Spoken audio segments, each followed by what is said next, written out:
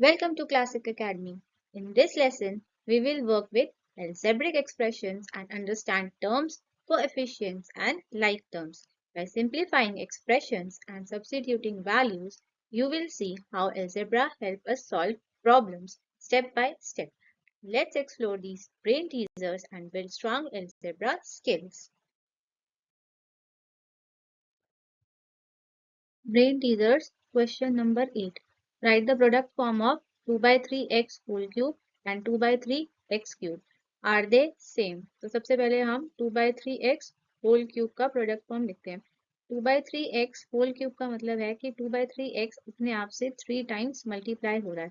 तो उसका product form हो जाएगा 2 by 3x into 2 by 3x into 2 by 3x. 2 into 2 into 2 हो गया हमारा 8. 3 हो गया हमारा 27 और x इंटू एक्स क्योंकि सारी बेसिस सेम है तो इनकी पावर्स ऐड हो जाएंगी. यहाँ पे x की पावर 1 है, यहाँ भी 1 है, यहाँ भी 1 है. 1 प्लस 1 कितना हो गया 3. तो ये हो जाएगा x की पावर 3. तो हो गया हमारा 8/27 x क्यूब. अब 2/3 x क्यूब का product form. As we can see कि क्यूब जो है वो सिर्फ x के ऊपर है, 2/3 का क्यूब नहीं है. इसमें हमें सिर्फ x को 3 टाइम्स लिखना है. तो इसका प्रोडक्ट फॉर्म हो जाएगा 2/3 into x into x into x. Now we can see कि हमारा 2/3 एक्स क्यूब है और ये हमारा 8/27 एक्स क्यूब है. अब ये दोनों हमारे सेम नहीं है और इन दोनों के प्रोडक्ट फॉर्म जो है वो भी हमारे सेम नहीं है. So no product forms are not same.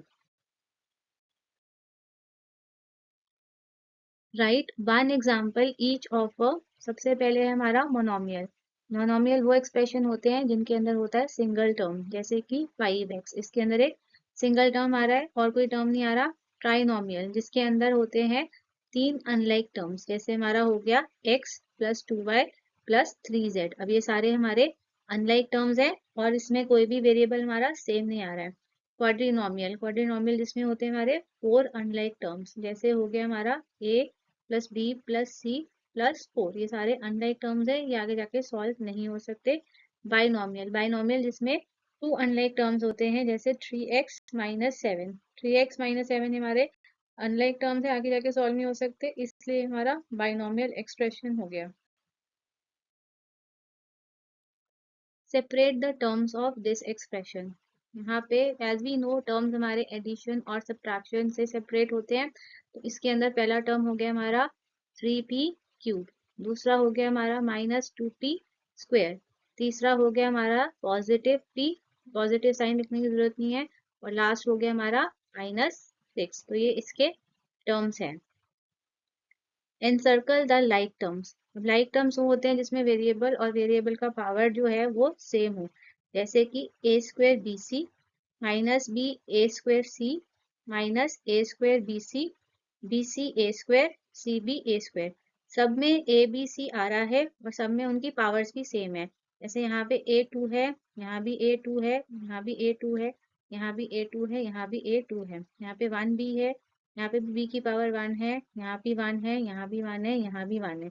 यहाँ पे c की पावर 1 है, यहाँ पे c की पावर 1 है, यहाँ पे भी c की पावर 1 है. इधर भी c की पावर 1 है और इधर भी c की पावर 1 है. तो इन सब के अंदर, इन सब टर्म्स के अंदर वेरिएबल और उनकी पावर सेम है. तो ये हमारे लाइक टर्म्स हो गए. जो लाइक टर्म्स हैं वो हमारे कोफिशिएंट के ऊपर डिपेंडेंट नहीं होते, इसलिए हमने यहाँ पे माइनस साइन भी लिया है, क्योंकि हमें सिर्फ वेरिएबल्स और उनकी पावर देखनी है और टर्म जो है वो एज इट इज ही आएगा साइन के साथ. fill in the blanks. So first part है हमारा an algebraic expression whose terms are -2a 3b -5. तो हमें बस इसको साइंस के साथ लिख देना है. तो ये हमारा एक्सप्रेशन हो जाएगा -2a. 3b का साइन नहीं है मतलब कि वो पॉजिटिव है, तो +3b और 5 यहाँ नेगेटिव है तो -5. तो हमारा एक्सप्रेशन हो गया -2a + 3b -5. न्यूमेरिकल कोफिशिएंट इन -3/2 x²yz. हमें इस टर्म का सिर्फ न्यूमेरिकल कोफिशिएंट देखना है. न्यूमेरिकल मतलब कि नंबर, और नंबर क्या आ रहा है इसके अंदर हमारा -3/2. तो इसका न्यूमेरिकल कोफिशिएंट हो गया -3/2. अब यहाँ पे उसने बोला है coefficient of y in 2.5 x² y. तो हमें y का कोफिशिएंट लिखना है, न्यूमेरिकल कोफिशिएंट नहीं बोला. y को छोड़ के यहाँ पे हमारे पास क्या बचा है, y को छोड़ के यहाँ पे हमारे पास बच रहा है 2.5x²। तो y का कोफिशिएंट हो जाएगा हमारा 2.5x²। Coefficient of p in minus p, p के साथ यहाँ पे कुछ नहीं है तो मतलब यहाँ पे क्या होगा 1, और साइन क्या है उसका नेगेटिव, तो इसके अंदर p का कोफिशिएंट हो गया हमारा -1।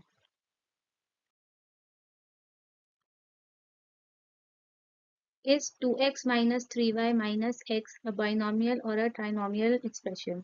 बाइनोमियल के अंदर as we know 2 unlike terms होते हैं और ट्राइनोमियल के अंदर 3 अनलाइक टर्म्स होते हैं, पर इस एक्सप्रेशन के अंदर हमें 2 लाइक टर्म्स दिए गए हैं। पहले वो हम 2 लाइक टर्म्स को सॉल्व करेंगे, उसके बाद देखेंगे कि हमारे पास सिंप्लीफाई होने के बाद कितने टर्म्स बचे हैं। 2 लाइक टर्म्स जो है इसके अंदर वो है 2x minus x. 2x minus x हो गया हमारा x, कोफिशिएंट माइनस कर देते हैं, 2 माइनस 1 हो गया 1, और इसका क्या वेरिएबल है इसका x, तो 1x। 1x में 1 लिखने की जरूरत नहीं है, उसको हम सिर्फ x भी लिख सकते हैं, -3y। एज वी कैन सी ये दोनों अनलाइक टर्म्स है और ज्यादा सिंप्लीफाई नहीं हो सकते।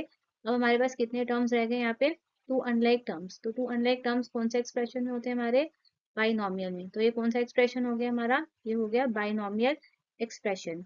अब हमें लिखना है exponential form of -p 17 times. -p अपने आप से 17 टाइम्स मल्टीप्लाई हो रहा है तो उसकी पावर क्या हो जाएगी 17, तो इसका एक्सपोनेंशियल फॉर्म हो जाएगा -p की पावर 17। अब हमें सम निकालना है -7x, 8x, x और -9x का। तो पहले हम इसको सम फॉर्म में लिख लेते हैं, that is -7x plus 8x plus x plus -9x। Plus minus हो गया हमारा -7x नेगेटिव है और 8x पॉजिटिव है, तो ये दोनों हमारे हो जाएंगे माइनस। 8 में से 7 जाएंगे बचेगा 1, और 8 बड़ा है वो पॉजिटिव है, इसलिए यहाँ पे आ जाएगा हमारा पॉजिटिव x प्लस ये वाला x। अब ये दोनों हमारे ऐड हो रहे हैं तो 1 + 1 हो गया हमारा 2x minus 9x।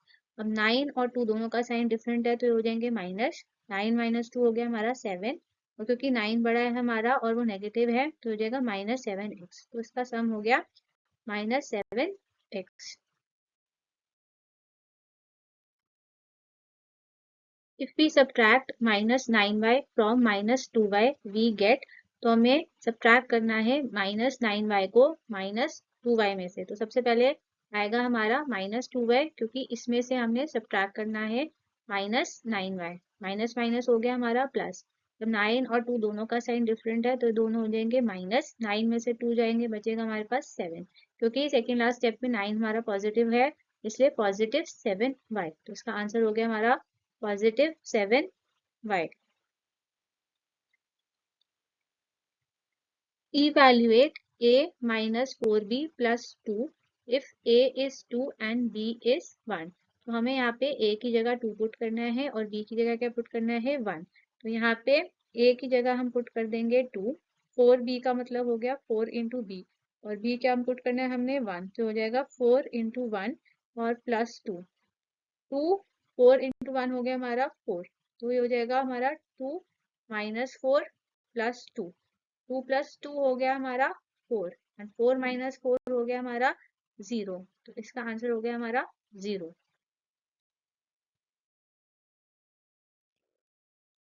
In a bus, X passengers have taken tickets of ₹5 each and Y passengers have taken tickets of ₹10 each. Find the total number of passengers and total fare. इस बस के अंदर एक्स पैसेंजर जो है उनका एक ticket है ₹5 का, तो एक्स पैसेंजर्स का टिकट कितना हो जाएगा 5x रुपीज। दूसरे वाई पैसेंजर्स जो हैं वो ₹10 ईच पे कर रहे हैं, तो उनका टोटल प्राइस, टोटल फेयर क्या हो जाएगा 10 into Y, that is ₹10y। तो अब कंडक्टर ने एक्स पैसेंजर से टोटल लिया 5x रुपीज और वाई पैसेंजर से लिया टोटल 10y रुपीज, तो उसका टोटल फेयर हो गया ₹5x प्लस ₹10y। और इसके अंदर हमारे को एक्स पैसेंजर्स और वाई पैसेंजर्स गिवन है, तो टोटल पैसेंजर्स हो गए हमारे x प्लस y।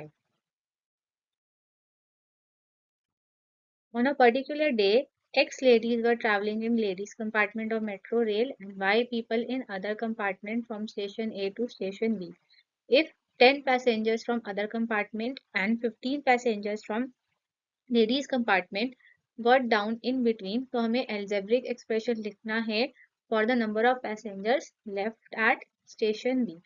इसके अंदर लेडीज डिपार्टमेंट में हमारे एक्स पैसेंजर्स ट्रैवल कर रहे हैं और अदर डिपार्टमेंट के अंदर कंपार्टमेंट के अंदर हमारे वाई पैसेंजर्स ट्रैवल कर रहे हैं। मतलब कि टोटल पैसेंजर्स जो इस वक्त हमारे ट्रेन में ट्रैवल कर रहे हैं वो गए हमारे एक्स प्लस वाई। नाउ अब आपके 10 पैसेंजर्स अदर कंपार्टमेंट से नीचे उतर जाते हैं। सो पैसेंजर्स जो अदर कंपार्टमेंट से उतरे हैं वो है 10, और 15 पैसेंजर्स आपके लेडी कंपार्टमेंट से नीचे उतर जाते हैं। तो लेडी कंपार्टमेंट में से कितने पैसेंजर्स उतरे हैं? 15। तो टोटल कितने पैसेंजर्स हमारे उतर गए बिटवीन दिस जर्नी? तो हो गए हमारा 15 प्लस 10 25, मतलब कि 25 पैसेंजर्स हमारे उतर गए।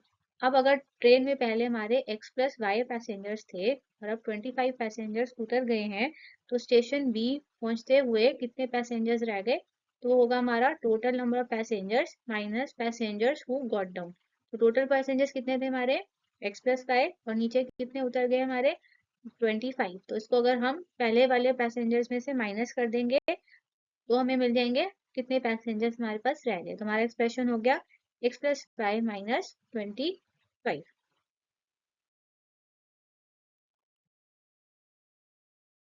Here are some practice questions on what we have discussed till now.